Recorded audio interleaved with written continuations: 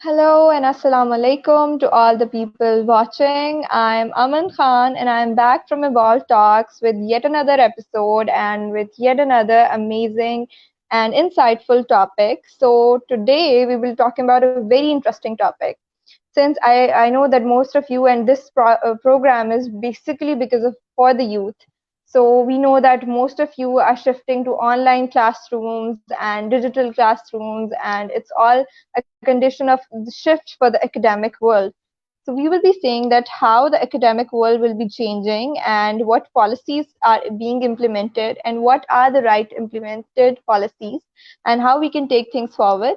So for that, I have with myself a person who is really expert at this and has immense experience.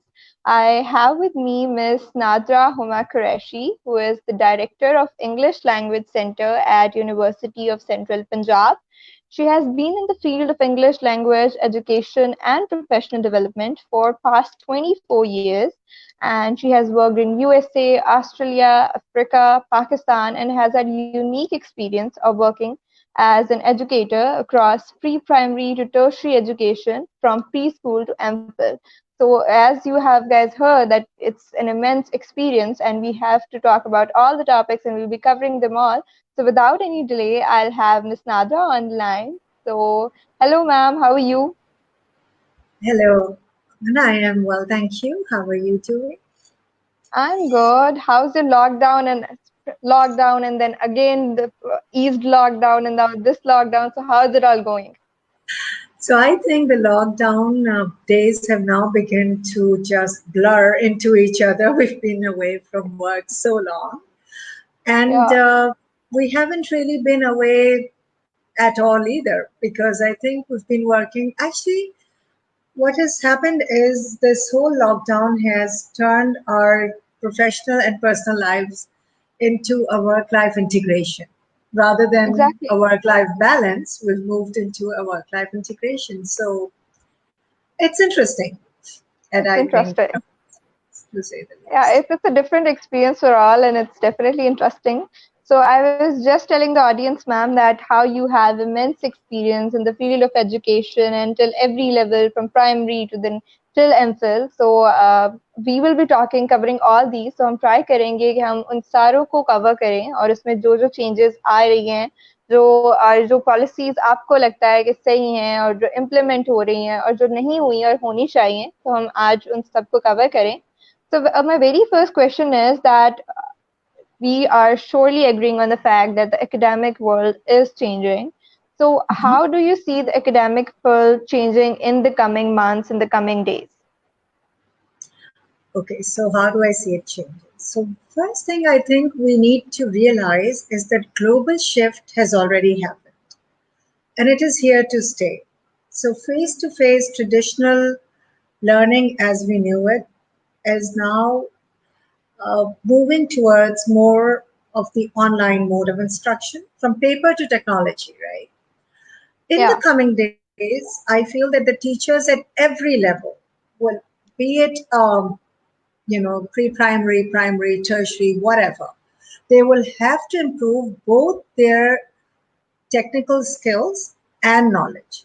So they will have to also learn more about online teaching techniques, learn to explore a lot more how the virtual learning environment that they are choosing to deliver from, what are the features, hmm, how can they maximize it to effectively deliver their message to their students. So, exactly. and then the subject knowledge. They must have a command on their subject, right? And they must also be able to convey it in a concise, to the point manner and articulate it to the students in a way that it's all clear to them. Because in face to face learning, when we are actually there, there are a lot more. You're not just the students listening to you, but you're also picking up on the body language of the students, right?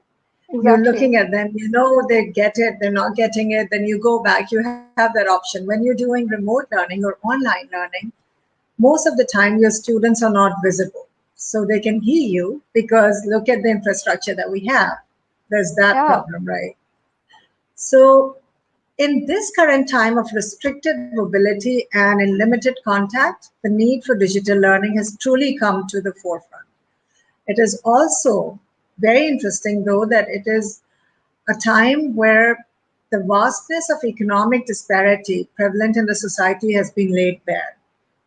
So, Mm-hmm. online learning is imperative because COVID-19 school closure has drastically affected education around the globe, right? Not just in For sure. Pakistan, with millions of children who are forced to stay at home and wait for the pandemic to decide their school's future. Now, what are the things that are happening is the equity of access in Pakistan or in countries like Pakistan is an issue. The divides between the haves and the have-nots Yeah, has really come to the forefront. And the government will have to explore ways to bridge this fast widening gap of educational inequity. Also, exactly. time for us to start rethinking resource management. Mm-hmm. Students, now this is from the academics point of view and the teacher's point of view. What do the students need to do? Uh-huh. Students also need to be more active. They need to Definitely. raise their voice. They need to tell us where the gaps are, where they are having trouble. The more they communicate, the better it'll be for us to develop and improve the online teaching strategies. So, Exactly. and then, and we are talking about basically then another issue that I feel, how is the academic world changing? We are also thinking about academics now from spanning from school to tertiary level, right? So another crucial aspect that is emerging of this emerging instructional design is cyber safety. Yeah, Awareness programs need to be developed and disseminated to teachers, students, and parents so they can exactly. cope well with this. So this is where I see the shift is towards blended learning. The shift is towards online learning. And now that we have seen the ease of online learning as well, because Mm, it has changed our perspective in many ways. So, for exactly. example, before, if I had to travel, I had to put my classes on hold. I had to reschedule, organize makeup classes. Now I don't have to do that, Yeah, right? I can be anywhere in the exactly. world. I can just log Yeah. in and hold my class. So that So that's that another thing that you ease is can't there. travel. Yeah, but I'm saying Yeah. is once the world goes back to the new normal, whatever it is, and you do Yeah. start moving around again, we're never really going to go back to just sticking to traditional face-to-face teaching. So there were limitations to it too, and now we're Exactly. exploring boundaries. So that's my thought take on that shift. Great. So that's how you see that the academic world is changing. So we had a discussion before as well, ma'am. So we talked about the changes and as well. So there was a point we both were agreeing on that were we ready for the change? Were we And are ready we for still the ready for the change? change? That is a good question. So, were we ready for the change? I feel that the teachers were not at all ready, first of all. And neither were the students. Especially, I would say in Pakistan. No, the students weren't either. But Yeah, if the teachers were ready, then the transition for students might have been a little bit more easy, right? But here it exactly. was a case of blind leading the blind almost. So we were all trying to quickly come to grips with what is happening and what has happened, and we responded to the emergency, right? So that is like we weren't ready, but we did respond, I must say, very quickly that to the Yeah, situation. We started our online classes, but then again, there were multiple levels that we had to deal with. So if you ask me that are we 100% now, are we ready because we've been doing this for 2 months, I would say no, we're still not ready. no, We are at the exactly. moment, we are responding to a crisis and policies that are our policies are basically evolving. Mm-hmm. So we feel that we've got a grip on one aspect of the problem or aspect of the situation, I must say. And then we find out, oh, There's a new frontier that we haven't quite looked at yet. And so there's another one. Yes, Here, sooner or later, we will have to align our teaching learning to the new normal once it is clearly defined. I think that's the part that we're at the moment. exactly. So we weren't ready and we're still not ready, but the thing is that we all are trying, and change is a must in wherever portion of life it is. So we will be starting, since you have experience until the primary level to the MPhil level. So we will be starting from the basics, ma'am. So you and I, when I have the discussion, so we were major concern was of the toddlers, of the basic to primary level की education है. I think that's very important for a child because that makes the base. And no one is talking about how those little kids are being affected, and their parents in turn are being affected because they have to sit with them in the classes and have to teach them and have to homeschool them. So, what can be the right way forward for them? So, right way forward is, I would say, so let's look at it one by one, right? So, what happened? Let's look at the situation at what happened and Yeah, how did we respond to it, right? Um, First thing that happened was that the government was trying to keep us safe. So, schools were closed. yeah, However, now it's a paradox because offices are opening up, but not schools. So, yeah, first of all, women and single unit families where both parents work are going to have a really hard time. You know, exactly. who will supervise the children while they're at work? So that's my first question. What would happen? In places like Australia, for example, schools were open for the children of the frontline workers throughout, for example, for healthcare workers. So while they were going and serving, their children were being looked after properly and they were getting the educational experience that they should have been getting. Of course, they took sensible measures. They had SOPs in place, there was social distancing, they had every other form that was required to keep the children safe. In our country, first of all, there are at least three different types of educational systems, right? And they responded, each one of them responded differently to the call. So, what happened? Private institutions with well established technological infrastructures were quick to respond. So Exactly. schools like LGS, maybe even Allied, what did they moved quickly to online learning. Exactly. And I'm going to take it the other way around. So let's look at what happened at the tertiary and then we'll come back down.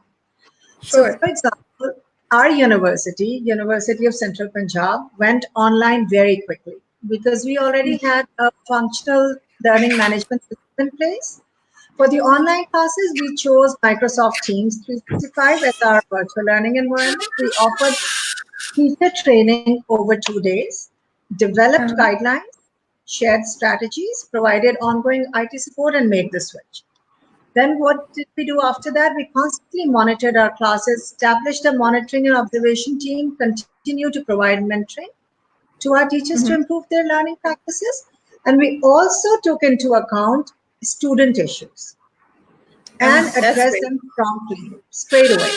For example, if we find we had complaints of internet connectivity, bandwidth issues, we took them straight to our IT team and they looked into it and see how they could resolve it. If we Uh, had issues with administratively or anywhere else, cyber safety, whatever, we addressed each one of them. And our VLE monitoring team is working round the clock to identify areas for improvement, offering mhm. solutions, and ensuring that we continue providing our students the quality learning experience that they deserve.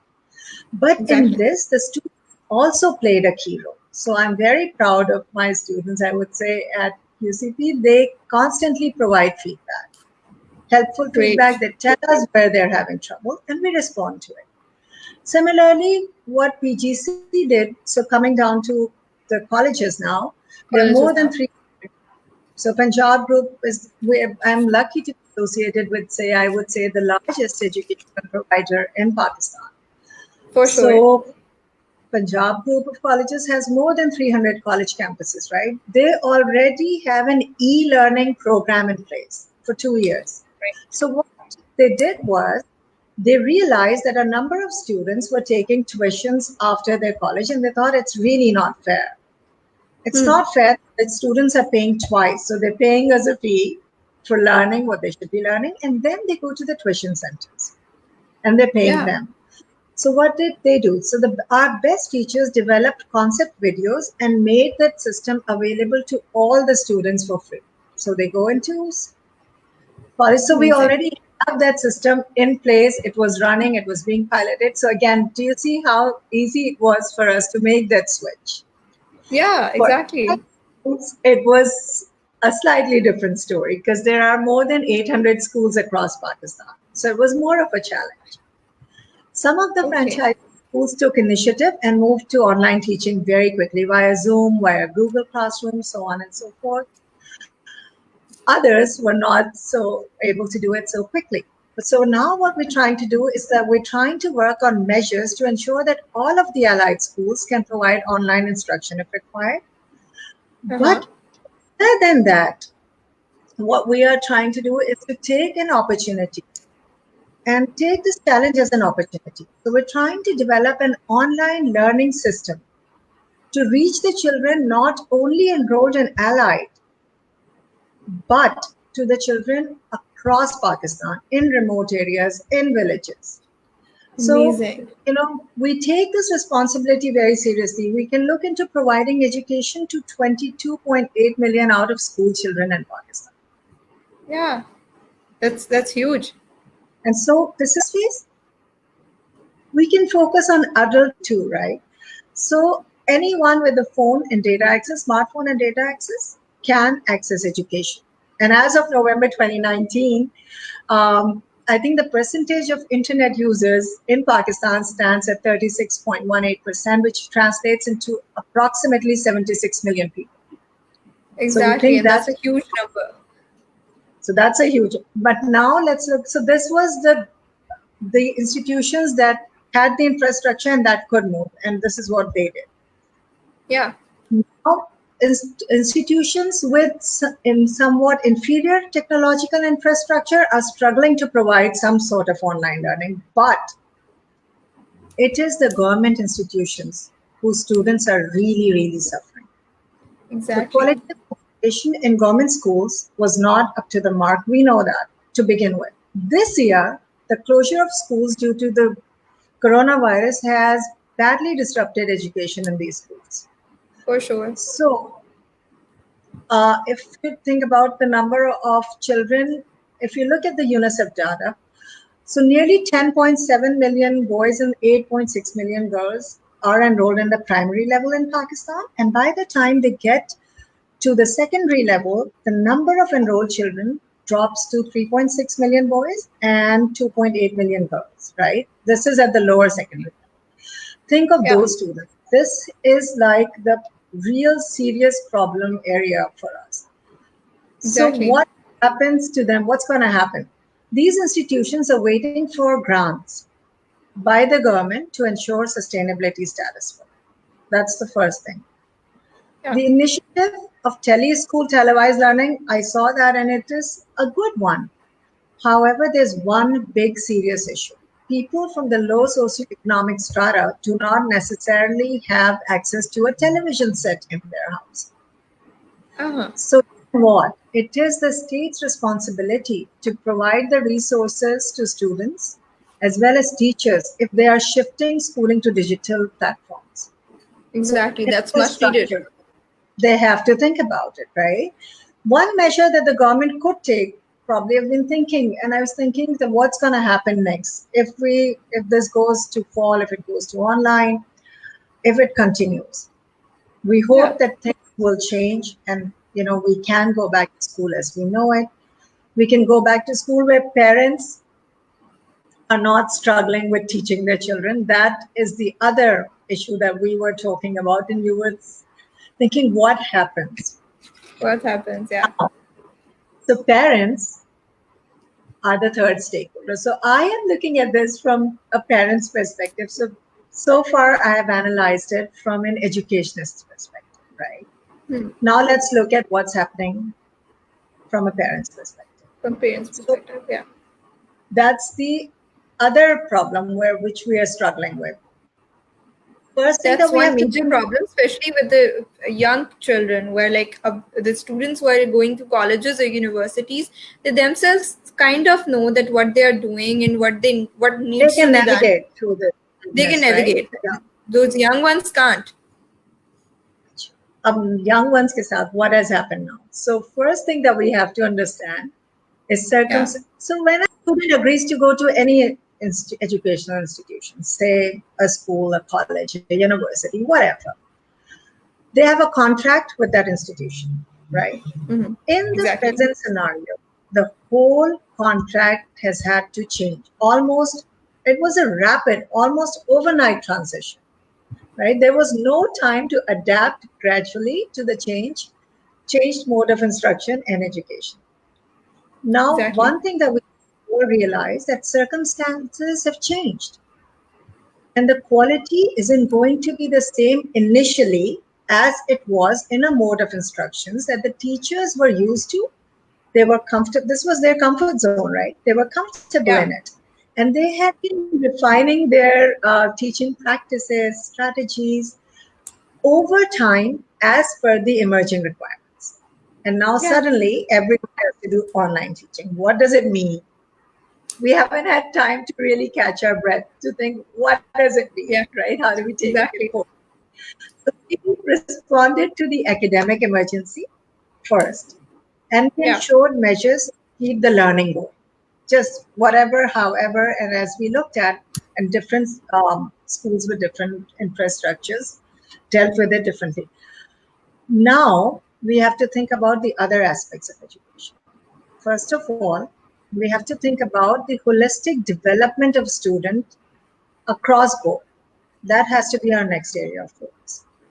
So For sure. parents are feeling overwhelmed because suddenly they find themselves a key stakeholder in their child's day-to-day educational journey, especially the Exactly. parents of your children. They feel that they are the ones who are studying almost. And I Yeah. believe Almost. there was one I had a discussion earlier on last week with parents who were in Saudi Arabia, and there were lots of them logged in different where from different parts of the world. And one of them said that they got their child's result today, Yeah. and they said that they felt this was their result. And some Yeah. of them were almost very upset. They said that we felt that we're being a really bad mother or a bad father because our child didn't score. There are parents whose children have perfect assignments and perfect submissions. And I was listening and I said, but you do realize that the teachers are also aware of the limitations or they're aware of the developmental level your child should be at. You are Exactly. not those maths and coming up with those beautiful, perfect projects. You are there Yeah. to guide. But that conversation led me to realize that there is a big thing that we hadn't thought about. We don't, when the parents made that switch and they were home and they were watching their children, and especially with the younger ones, they have to be there, be aware, be with them throughout, right? Take them through each step. What didn't happen was we did not have parental guidelines Definitely. because never before, I would say, probably in the history of Pakistan, have our parents had to sit and be involved in their child's education the way they are now. Yes. Exactly. And now that too led to another kind of disparity. So it is the substantial disparities are now in the extent to which parents can provide help in terms of time. Because being a working parent, I also have my um, job ongoing, right? So 8 to 5, I'm also working. I'm also watching, monitoring classes. I'm observing my teachers. I'm mentoring them. And then my child is studying. So the Yeah. best I can do is like, and I have more than one children who are going through this online learning, right? So, but Yeah. luckily, one of them is in O levels, the other at A levels, so they are older. So Older. I Yeah. quite the same that parents with younger children have, though my sister does, because her little one is 4 years old. And now to help him cope, she is not a very patient person either. So I think one thing that it has taught Most this of the pandemic. parents in Pakistan are not. So I think it has taught us patience. It has also Yeah, made us realize um, how much work our children's teachers put in, right, into our exactly. teaching them. Now, but on a very, very serious note, there are substantial disparities in the extent of time, the educational background of the parents, their jobs, home chores, etc., access to resources, and all of these disparities are now leading to an increase in the already existent inequality of human capital growth, right, for the affected cohorts. Yeah, So, one thing that educationists can do, that schools can do, is have on their virtual learning environments, have a section where parents can post their issues, their problems, and then respond to them, provide constructive exactly. guidelines. Remember, they do not have the training that you have. We are lucky, we are educationists, we were trained, so the way we can support our children is different. Most parents are Exactly. not. So, parental guidelines and then parent friendly version of the curriculum outlines need to be there. And that is something that the government will also need to work at. They will have to For sure. develop this. And I would say that HEC has done a great job because they have got they've got a knowledge bank happening, they've got teams in place to develop um, guidelines and things. And schools really do not have clear guidelines. So Exactly. they really have to work on providing these guidelines and getting the parents, providing them that help and support that is required to effectively guide their children while this Exactly. pandemic is there. Yeah. So this. So there was quite a thing that is needs to be done, and I hope that the authorities think on that and we really shift all this. And it's a thing that we'll be needing in the future as well. We have to think ahead as well. So if you develop this system now, as you told us about the Punjab group, that Punjab group already had this going. So the this shift, this transition was easier for them. So it's kind of a lesson for all of us who are right now in Right, the and for process. their students. Yeah, okay, let's develop it now for later and for many days to come. So, ma'am, we'll be also taking the questions from the comments which people are dropping by since it's live session.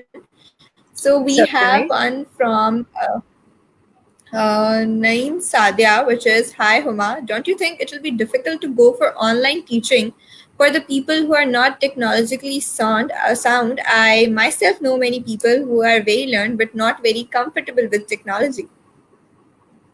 So, Sadia, good to see you online.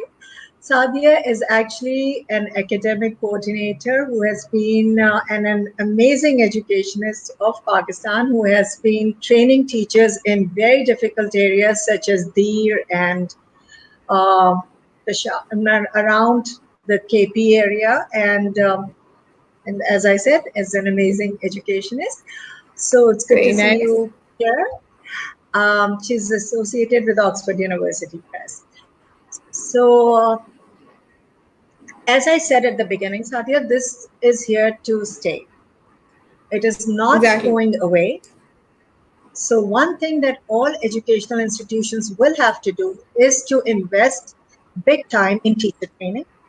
And when I say teacher training, not just the methodology of teaching, but also enhancing the technical skills, which is what we have Exactly. planned for our teachers for the summer.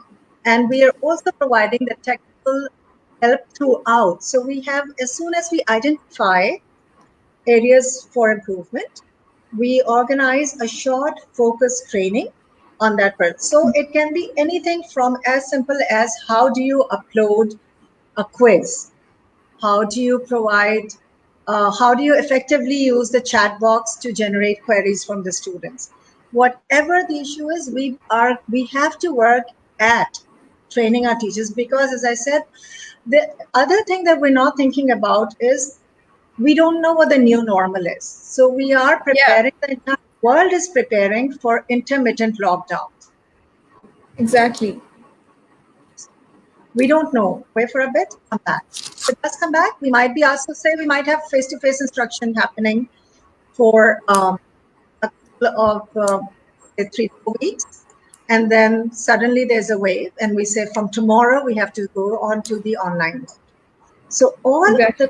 all the instructional material that we are preparing, everything now has to be available online, and the teachers now have to invest in upping, like basically, I would say enhancing their skills. So the game Exactly. has to go up, right? So they have to do this.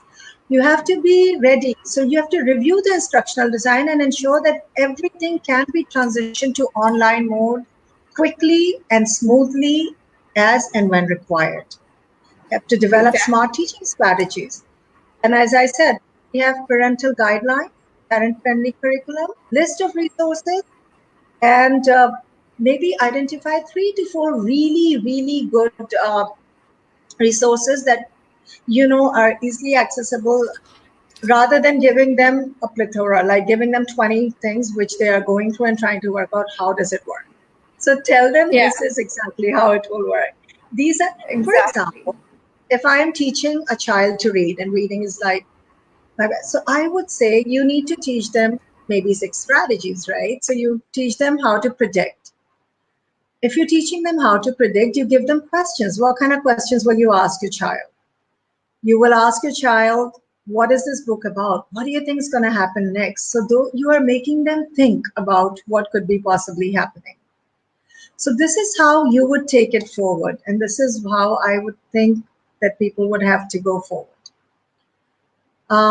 Again, we also have to start reconsidering that, how are we going to assess our students? So assessment mechanism is required. Multiple choice questions, subjective questions, open book exams, whatever it may be. We'll have to see, depending on the nature and the level of the course. So we'll have to go forward that way as well. So I think, I'm not quite sure where Aman is, but I'd be happy Yes, to I'm sorry. take There's any a other connectivity issue. questions.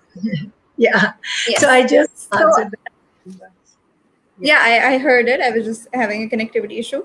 So there was also a thing we were talking about, that was that we talked about the toddlers, we talked about the university students. So in this college going students, especially the FSC metric students, there was a big thing that was that their exams were being called off, and which is a big thing. And especially the people like me who just gave their exams last year, they were very offended. Like, this shouldn't be been happening. There could have been other Right. ways. So, do you think there could have been other ways? Do I think? Oh dear. Okay, let's see. So I think, all right. So first thing, that when we heard the first decision that the board examination had been cancelled altogether, right? And they said students of 9th, 10th, 11th, and 12th basically will be just all, they'll be promoted, right? Yeah. Okay. Didn't know how that was going to affect students. I was thinking about, what about students who plan to improve their grades? What about students, who only had to take a few exams, maybe? What Yeah. about students who were going to take composite exams, who hadn't taken any exams, and now they were going to take both years together? So that Yeah. apparently wasn't quite a well thought through decision. And then they reconsidered, thankfully.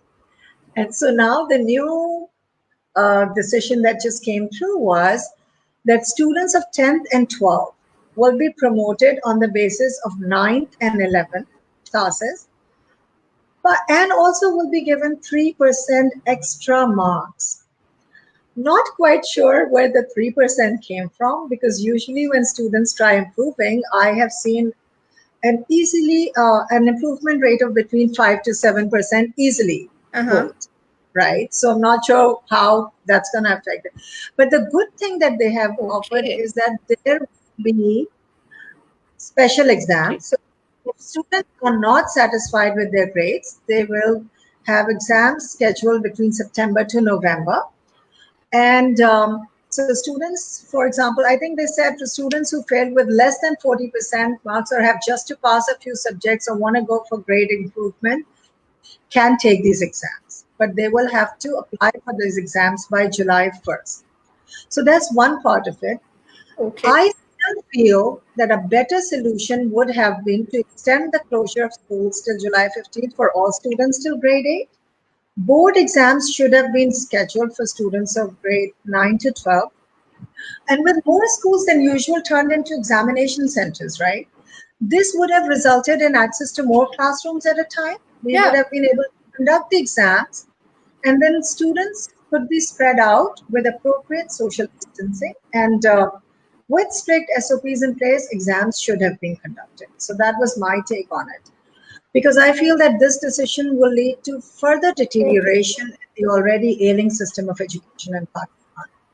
And that's the part of the board exams, but I also feel very strong, equally strongly on internal assessments, because I feel that they are perhaps thought to be less important and may have been like many were simply cancelled, right? But the point of internal assessment or Yeah. any assessment is to give information about the child's progress to families and teachers. So the loss of this information delays the recognition of Exactly. both potential and learning difficulties. Then has can have harmful long-term consequences for the child.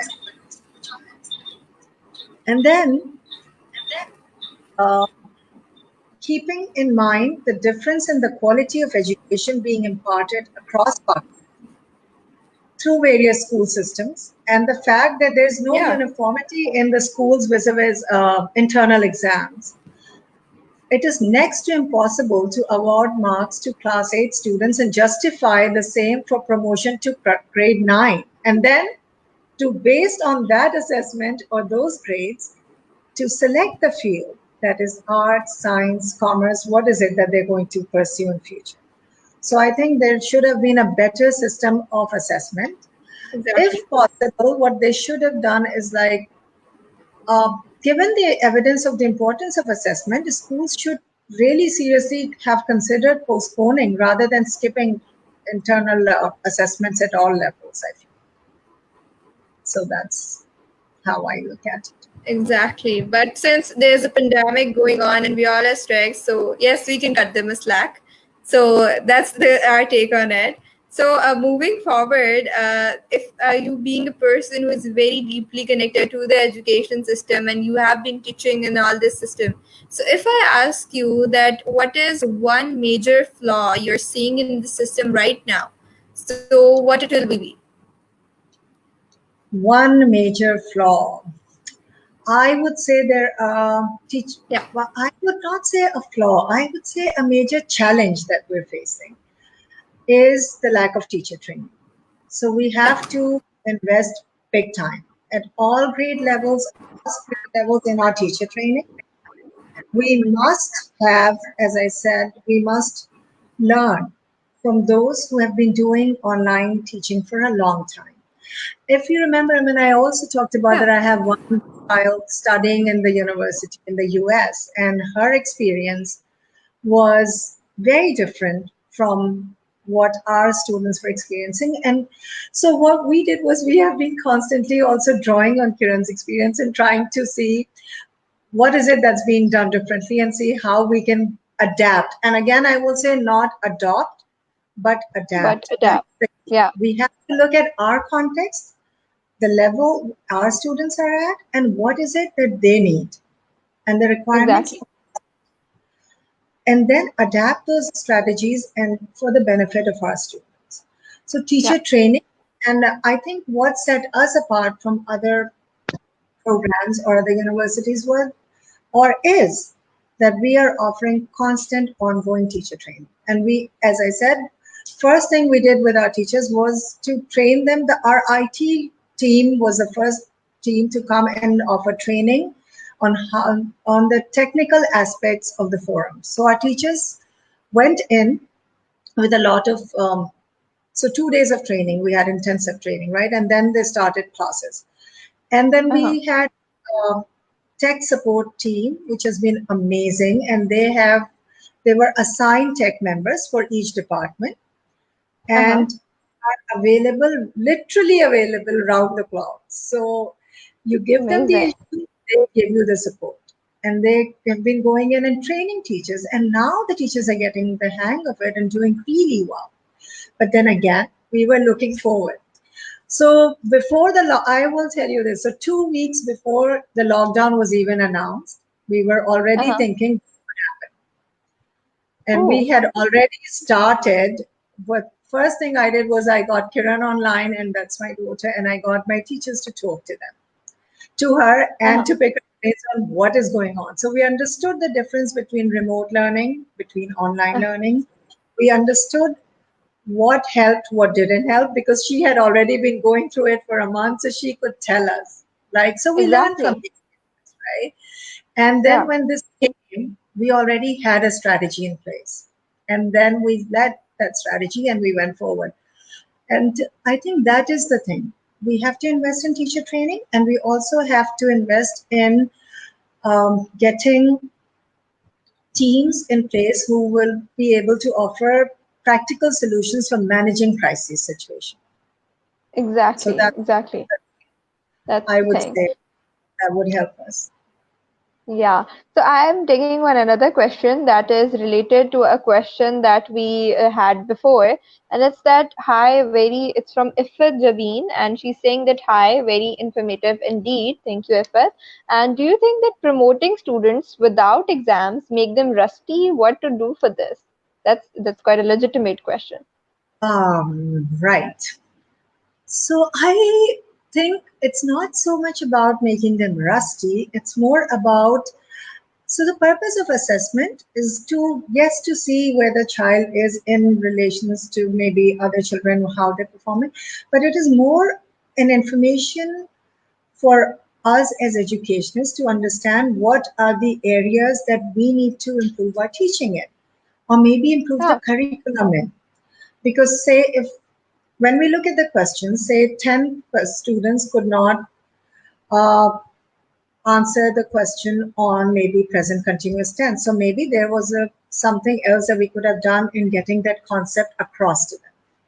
So Hmm. exams is not just about assessing the students, it's also about assessing the curriculum, the efficacy and Exactly. efficiency of our teaching. So we have to look at it.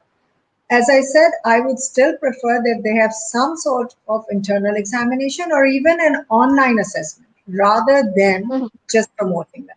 But yes, we must keep, and also having said that, I would say we must keep in what are our limitations. And our infrastructure at the moment, for especially Yeah. for government sector, is a big issue. So I guess we have to give them some um, margin. And I would say Some. even IGCSE O levels had to cancel exams, right? So I'm Yeah. sure they're So trying to yes, find a so way I think forward. should not make them rusty. What we were just talking about, that the parents have to step in and they have to think that okay, what we can do to increase their learning. They're still at home, and though the curriculum is on pause, but learning is still not. Just expose them to some kind of learning books. There's a lot of knowledge in the world to acquire. So it's all about, I think, the self growth. So regarding this, I have a question, ma'am, that we were talking about that how students should be honest, and how the communication with the students should be very honest to keep the system going. So there's a thing which I have noticed, that most of the students right now, especially the students in the university, their major concern is not the learning, and their major concern is not the okay, we have to, they just want to be promoted, just like the other students. Most of the time we see them talking that okay, you have passed to college students, you have passed the school students, what about us? So is there a thing that they are also being reluctant and being a pause in this system to emerge? I feel that they, as I said, all students were also really overwhelmed, right? When this whole new system Yeah, came into place. And learning is not easy. For, like, I suppose, in terms of subjects for social sciences, liberal arts, it was easier. For exactly. technical It's where they felt that the labs were not like, they had to have projects and labs and so on and so forth. That's where the students were struggling a lot more. But now I think the teachers have come up with many, many solutions, including some of them were actually putting the whiteboards. They invested in whiteboards, and they were Yeah, solving concept questions and mathematical equations on those boards and pointing the cameras and so. So I feel that students, yes, they are concerned about their grades, but what they must understand is theirs is a different story, especially yeah, those who are graduating or are about to graduate, because exactly. institutions hire them based on their academic qualification. That is a one big factor, right? When you're being hired. Yeah, So it's already been disrupted. The learning has been disrupted. What cannot be disrupted now is some form of assessment. However, yeah, having said that, we need to seriously reconsider the system of assessment, especially at the tertiary level. We must have a exactly. unified assessment mechanism, but we'll have to look into more than one way of testing them. So maybe MCQ, subjective questions, open book, take home exams, a mix of some of these or any other form of assessment which may be appropriate according to the level and discipline and the nature of the course. So that Hmm. has to happen. And students must realize that it is for university students, it can't just be a simple fail pass promotion option, Exactly. especially graduating students, because they have to then become part of our workforce and to take the country forward. How is that going to happen without some form of assessment in place? So Exactly. My sister yesterday was just talking about she's a law student in LUMS, so she was talking about that she was just all irritated because of assignments. So she was like, "Okay, why can't they pass us?" I was like, "Because the school and the college students they don't have to give a judgment later. You're going to be a lawyer. They are not. They're just kids who have just entering in their life."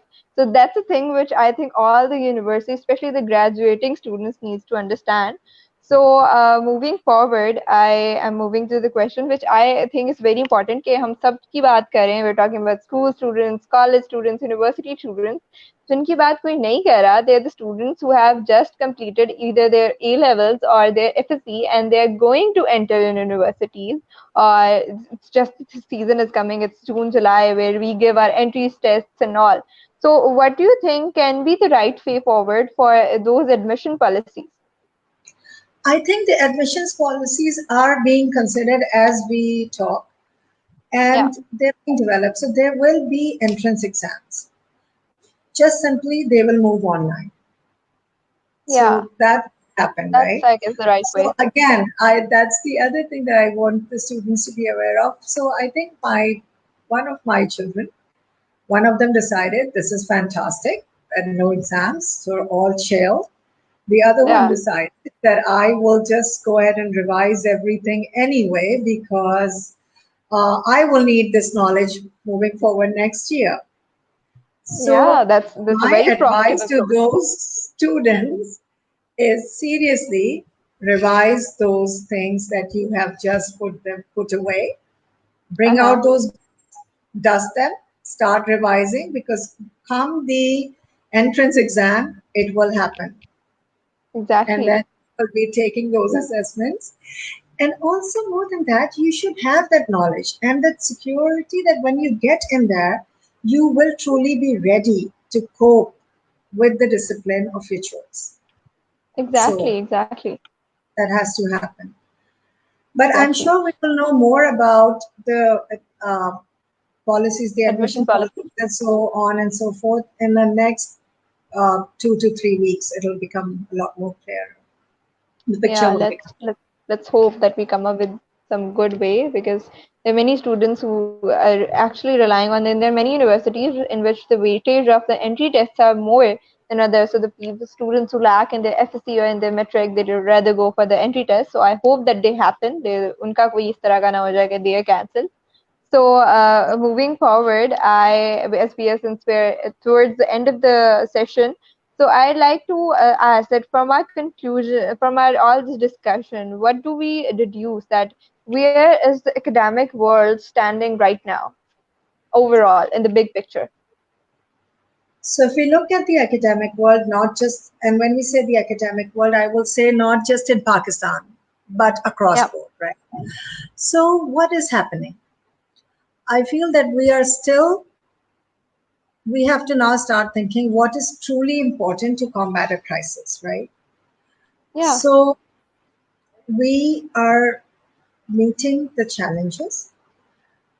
There is going to be, unless this pandemic comes under control soon and a vaccine is found soon to combat this, we will need blended learning is here to stay. We must yeah, realize that. Teachers need to invest in their training in enhancing their technical skills.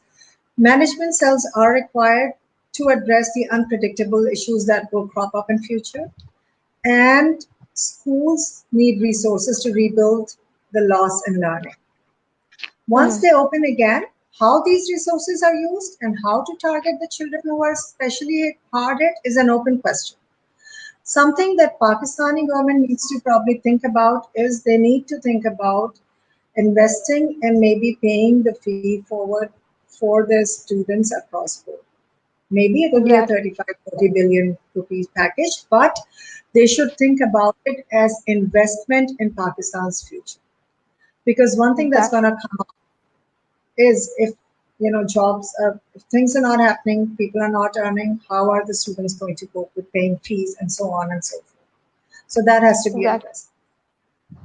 Online teaching and blended learning is going to become more and more popular in the days to come.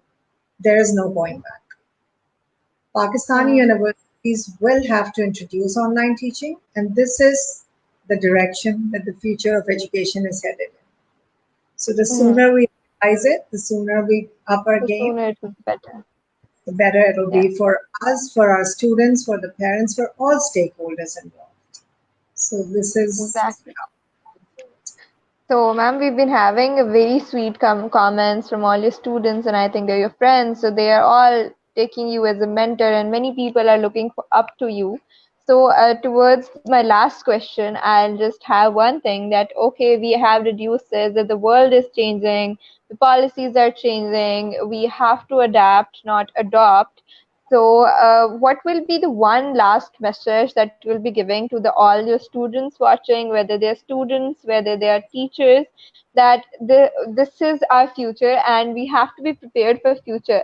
But how we can be prepared and how we can stay positive and focus on learning? right. So one thing I will say is yes, learning is happening. Learning is not just academic. The academic Yeah, side of it, we are here to help you, guide you through, and we will. Also have to think about personality. You also have to think about social awareness. You also need to think about picking up those skills, those negotiation skills, those skills, the soft skills, the skills yeah, that make you a better human being. Work on these. Please, there are many, many, many free courses available. There are many online discussions available. This is the time to connect. Connect with exactly, students across the world. Find out what's happening. Find out what the global issues are and start finding solutions. We are here today. You are going to lead us tomorrow. Be prepared. exactly. Be ready to get up and lead.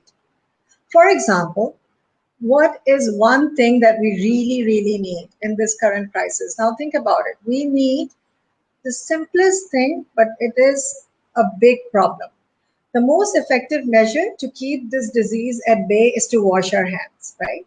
Yeah, This is only possible if we have access to clean running water.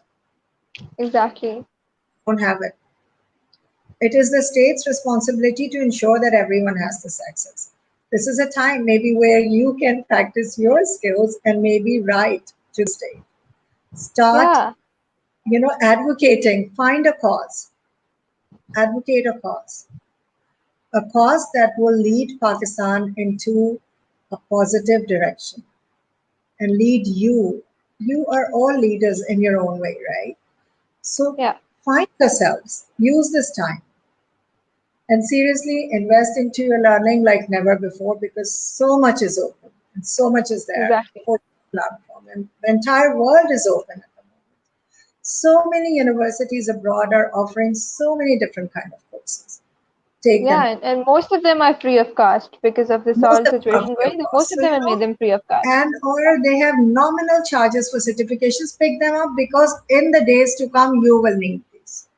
Exactly. Try and learn at least one new skill that you can take with you and go. Like we try and learn something. I have been trying to learn Microsoft Teams 365 along with all other teachers and everyone. And I will tell Yeah, you, it was a challenge even for me.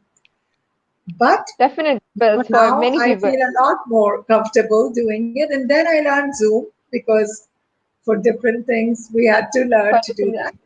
So, you have to have an open mind to learning.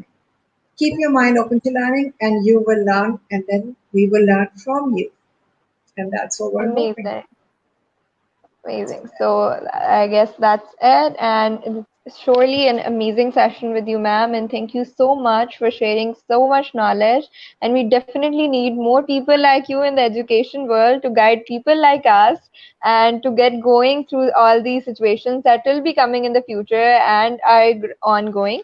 So thank you so much. It was a pleasure to have you. Pleasure's all mine. Thank you for inviting me to this session. And good luck. Thank Good luck you. with you. So that was it, and I hope you guys had a positive outcome. And what I'd like to say from this is that the only thing that we are right now lacking is that we all are wasting this time. So if you guys have all the time in the world right now, so if you don't come out of this lockdown without a new skill learning or without a new hobby or without something new, then you never lack time, you lack discipline. So thank you so much for joining and keep learning, keep evolving. But the thing is that evolve into better forms. So we'll be back with another session tomorrow. And till then, stay safe, stay positive, keep smiling.